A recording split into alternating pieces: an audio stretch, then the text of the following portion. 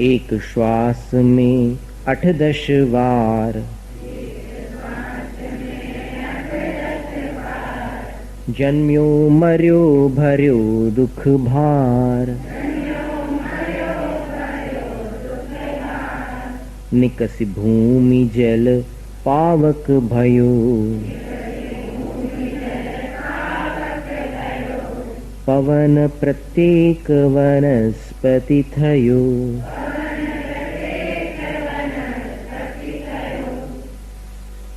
अब निगोद में क्या दशा रहती है जीव की? तो एक श्वास में 8-10 बार एक श्वास। अब श्वास का अर्थ जो है, अपन जो सांस ले रहे हैं वो 1 मिनट में 12 से लेकर 18 श्वास लेते हैं। अगर ज्यादा श्वास लो तो फिर चेकअप कराना पड़ता है डॉक्टर के पास। 18 से ज्यादा सांस चले 1 मिनट में तो। लेकिन यहां क्या कह रहे हैं कि एक श्वास में 8-10 बार। शास्त्रों में उल्लेख आता है कि 3773 श्वास 48 मिनट में मनुष्य के होते हैं।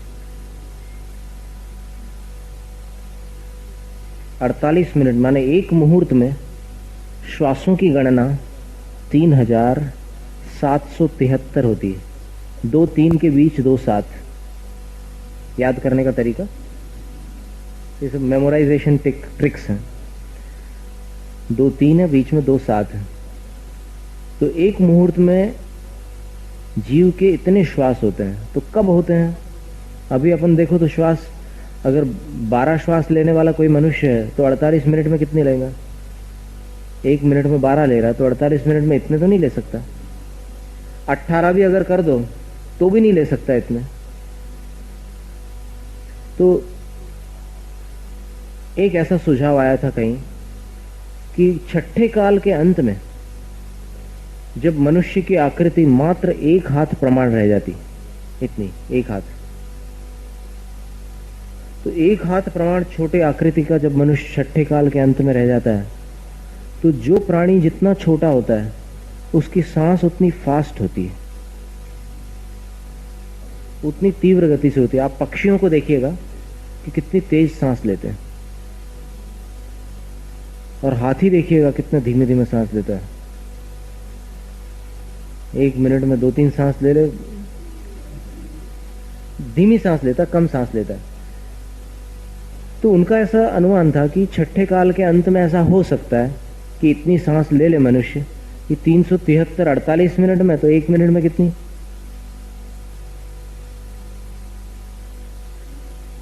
तो 48 से भाग दे दो 373, 3773, 373 नहीं, 3773, इसका 48 से भाग कर दो तो उतनी श्वास 1 मिनट में ले। पर ये श्वास का जो गणित है उसको दूसरे प्रकार से अगर अपन लगाएं आज के विज्ञान की सहायता से, तो फिर संभवतः वो गणना आ जाए। ये ब्रीदिंग जो होती है इसको अपन बोलचाल में श्वास कहते हैं, लेकिन ब्रीदिंग और रेस्पिरेशन इनमें बड़ा अंतर है। ब्रीदिंग में क्या होता है कि अपन एक सांस लेते हैं तो उतनी देर में अपने फेफड़े पूरे वायु से भर जाते हैं, ऑक्सीजन से, और छोड़ते हैं तब फिर कार्बन डाइऑक्साइड बाहर हो जाता है। लेकिन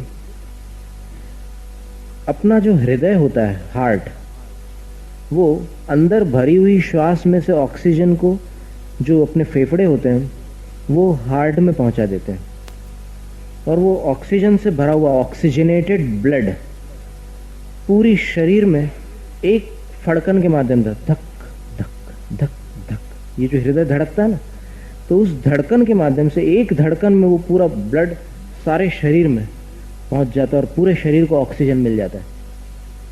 और ब्रेन को अगर कुछ सेकंड्स के लिए ऑक्सीजन न मिले तो उतने सेकंड्स में ब्रेन की कोशिकाओं में जो नुकसान पहुंचता है उस नुकसान की फिर जीवन भर पूर्ति होना संभव नहीं है। इतना भारी नुकसान पहुंच सकता है अगर ऑक्सीजन ब्रेन को सही मात्रा में न मिले तो। और वो जो हृदय की धड़कन होती है उससे एक एक धड़कन में पूरा ऑक्सीजन शरीर में फैल जाता है, उसको रेस्पिरेशन कहते हैं। और अपन नासिका से जो श्वास लेते हैं उसको ब्रीदिंग कहते हैं। तो रेस्पिरेशन को अगर अपन देखें तो उसकी गिनती जो होती है 1 मिनट में 72 से लेकर 78 प्रमाण होती है। अब 72 से 78 अगर 1 मिनट में है तो उसका आप गणित निकालो। 48 से भाग दे दिया आपने, किसी ने किया? 3773 को 48 से भाग दे दीजिए। कैलकुलेटर या मोबाइल है किसी के पास?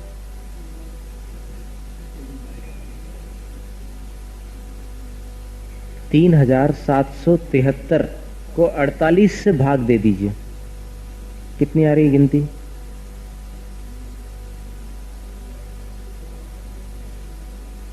तो इस प्रकार भी हम और प्रोफेसर एलसी जैन और भी कुछ लोग बैठ करके गणित निकाला करते थे कई बार। 3773 डिवाइडेड बाय अप्रोक्सीमेट 79 आएगा ना। तो देखो कितना मैचिंग है। अभी साइंस के अनुसार 78 बार ये पल्स, ये हृदय की धड़कन जो है यहां से नापी जा सकती है। कितना आ रहा है? ठीक है, तो आ गया ना। उस श्वास को ले लो आप। कहने का मतलब यह है कि हृदय की एक धड़कन जब तक होती है तब तक निगोद में रहने वाला जीव 18 बार मर चुकता है और जन्म भी धारण कर लेता है।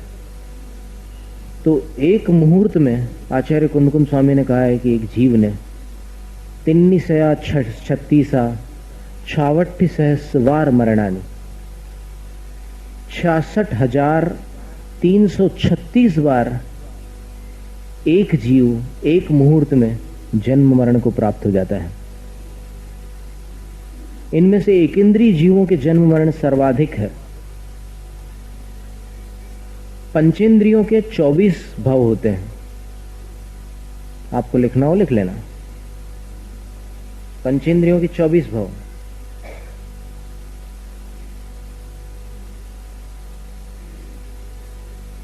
फिर चतुरेंद्रीय जीवों के 40 भव।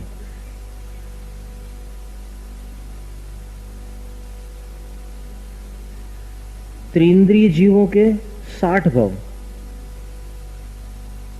और 2 इंद्रिय जीवों के 80 भव होते हैं। अब इनको आप उसमें से घटा लेना। किसमें से? 66,336 में से।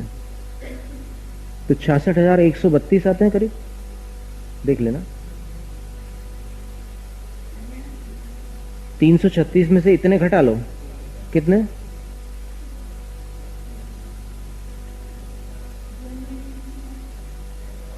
दो इंद्रिय के 80 है,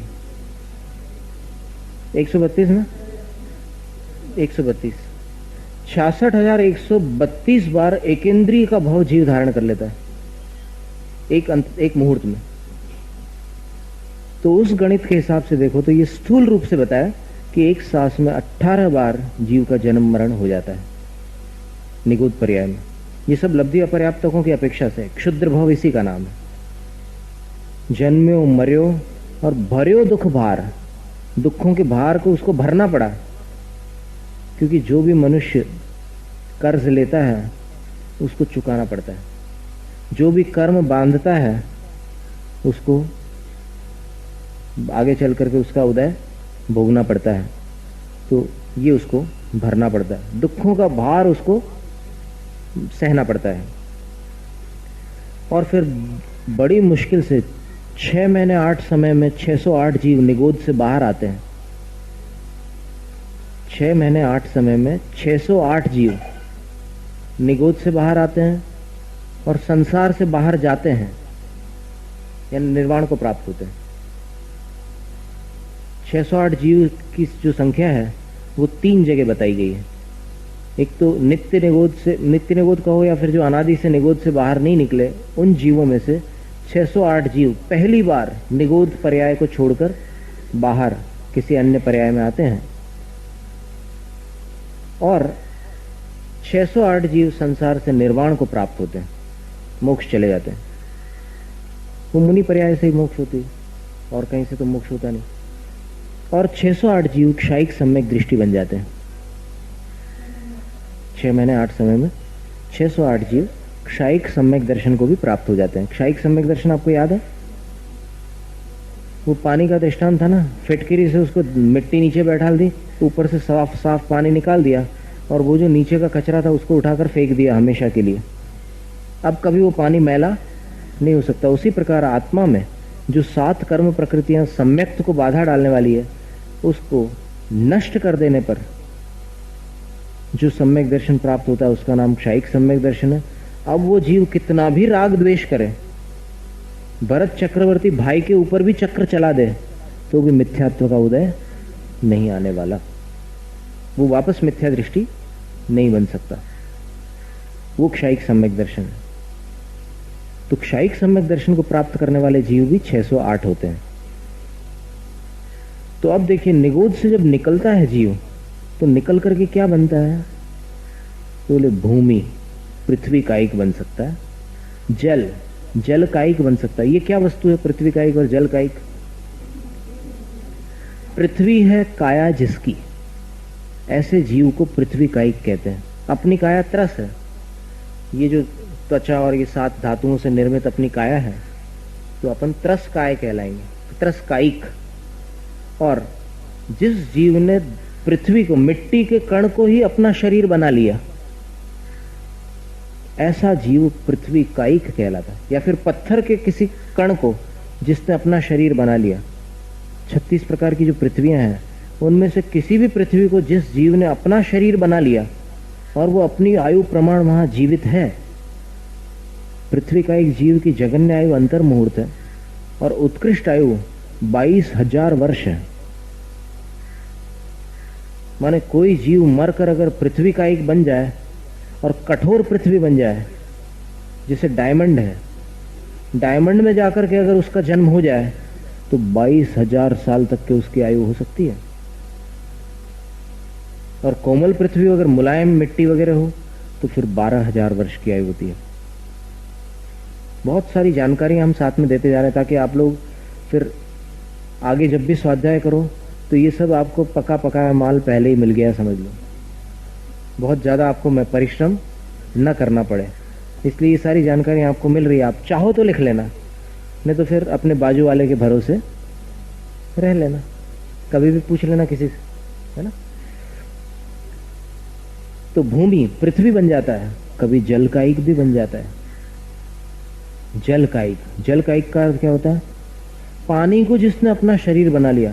देखो, पानी में रहने वाली मछली अलग वस्तु है, लेकिन खुद पानी बनकर के जो अपना जीवन जीने लगा, ऐसा कोई जीव, वो जल कायिक जीव कहलाता। उसकी अवगाहना बहुत छोटी रहती है। पृथ्वी कायिक की भी अवगाहना छोटी रहती है, जल कायिक की भी छोटी रहती है। तो जल कायिक जीव जो है वो जल में बड़े लंबे समय तक के अपना जीवन जीता है।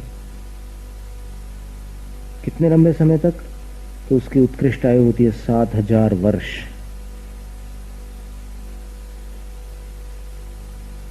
और फिर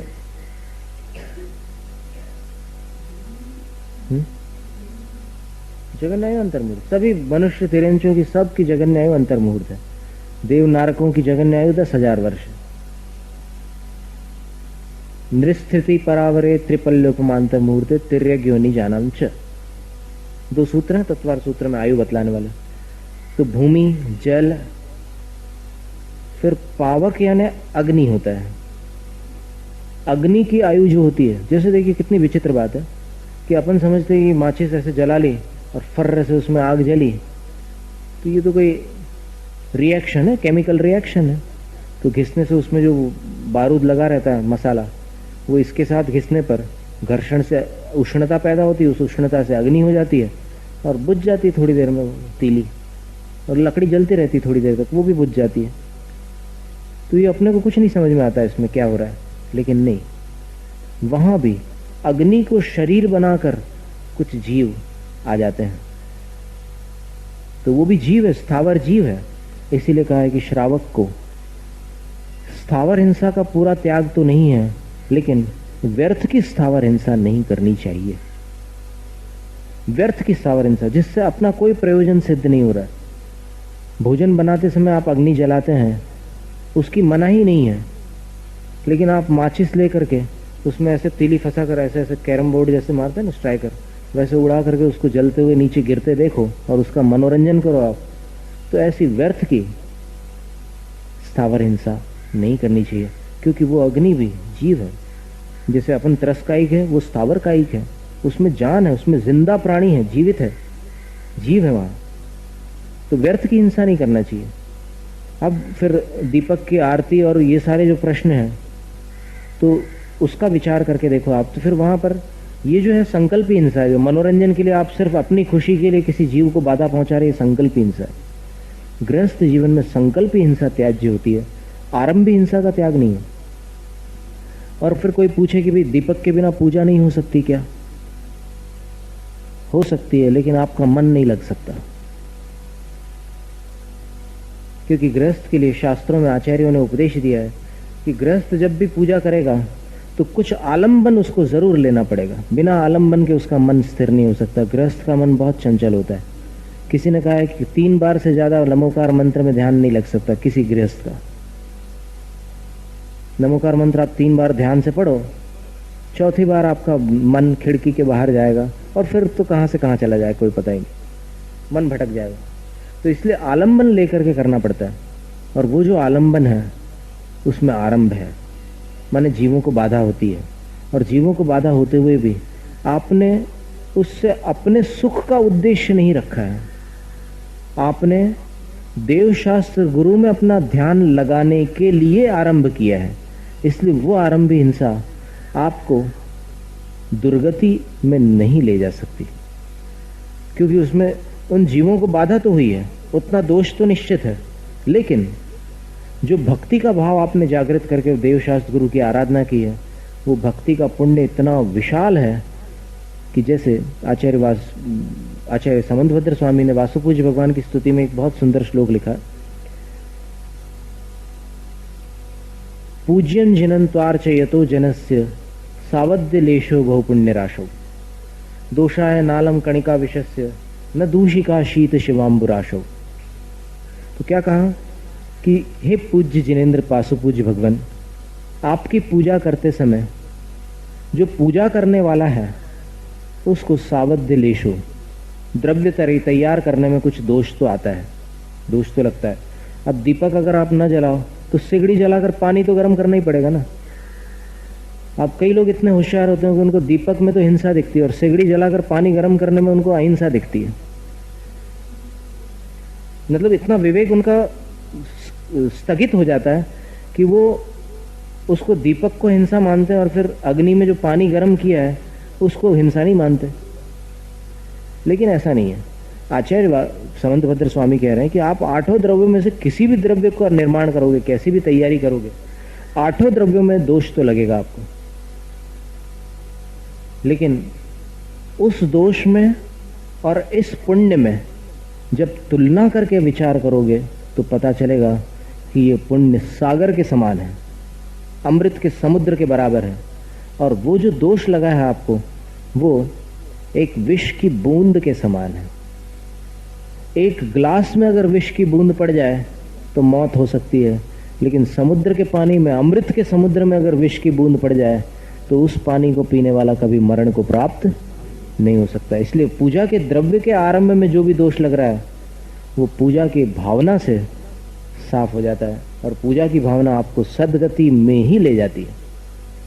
इसलिए पूजा के द्रव्य संबंधी ज्यादा तर्क वितर्क न करते हुए और ज्यादा होशियारी न बतलाते हुए, जैसा शास्त्रों में वर्णन है और जैसा आपकी परंपरा अनुमति देती है, ये साथ में हम इसलिए जोड़ रहे हैं, ये शास्त्रीय कथन नहीं कर रहे हैं, ये हम इसलिए कह रहे हैं कि ताकि आप मात्र इतनी जरा सी बात को लेकर के झगड़े करके धर्म के निमित्त से दुर्ध्यान न करो, ठीक है ना। नहीं तो शास्त्र को अगर आप पढ़ो तो मतलब बिल्कुल अंगूठा जो आप व्यक्ति भी अगर शास्त्र पढ़ ले तो उसको सारी बातें स्पष्ट मिल सकती है कि शास्त्रों में क्या विधान है।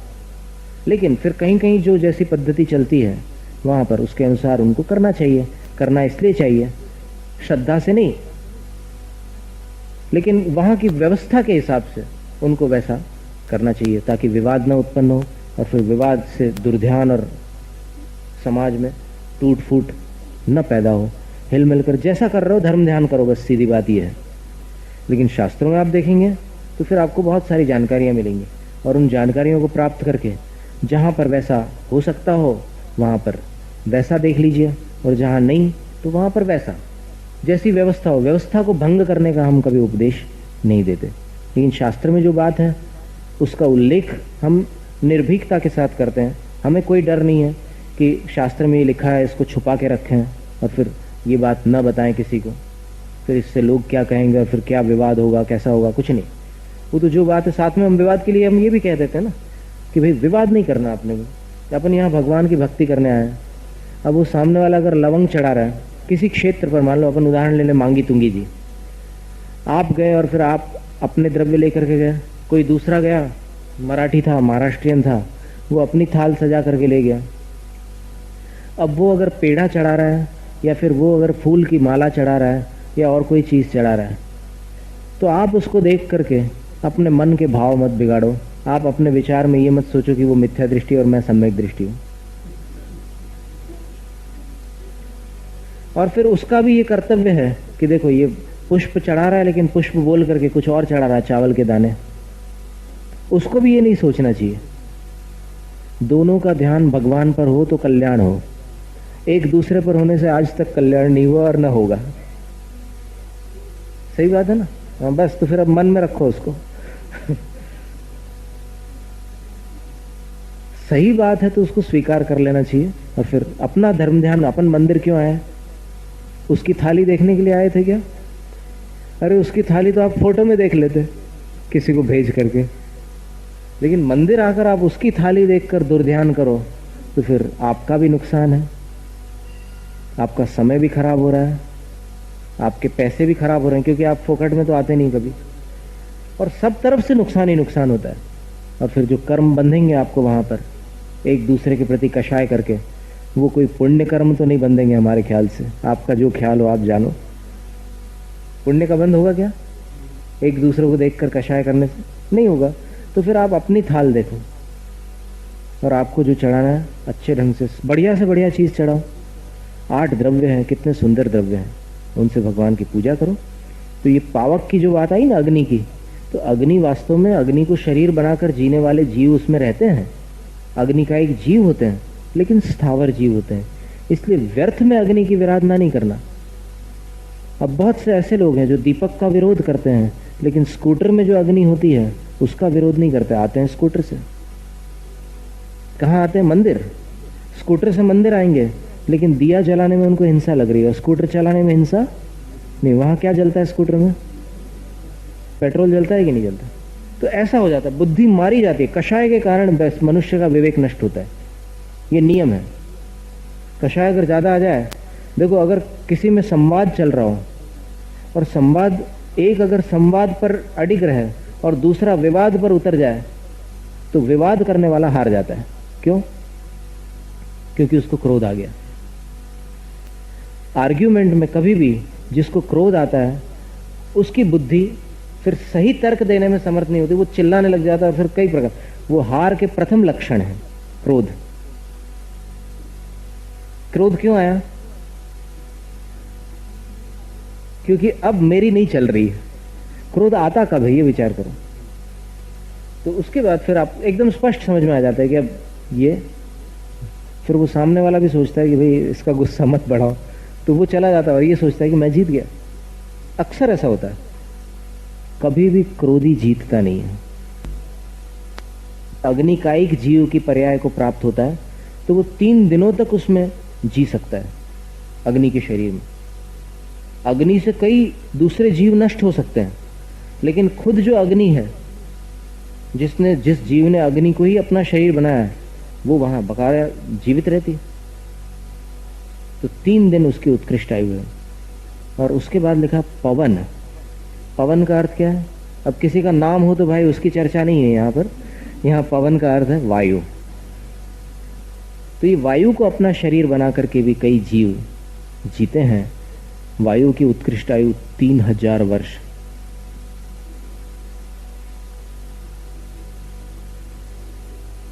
है कि नहीं? आश्चर्यजनक बातें हैं ये सारी। स्वाध्याय न करने के कारण पता नहीं रहता अपने को। और एक बार आप पंखा चला दो तो फट फट फट फट पंखे की मार से बहुत सारे वायुकायिक जीव अकाल मरण को प्राप्त हो जाते हैं। हो सकता है यहाँ की हवा वाले जो जीव है वो 3000 वर्ष की आयु वाले हों, क्या पता। इसलिए जब बहुत जरूरी हो, देखो इसीलिए कहा है ना कि गृहस्थ स्थावर हिंसा से बच नहीं सकता, लेकिन उसको अनावश्यक स्थावर हिंसा नहीं करना चाहिए। सवेरे का समय जब ठंडी हवा चल रही हो तब तो कम से कम पंखा, इतना तो समझ में आ रहा है ना आपको। जैसा उपदेश नहीं है, शास्त्रों का उपदेश नहीं है। शास्त्रों में नहीं कहा कि तुम दोपहर में चालू रखो लेकिन इतना ध्यान रखना चाहिए कि व्यर्थ में किसी जीव की विराधना क्यों करना, व्यर्थ में।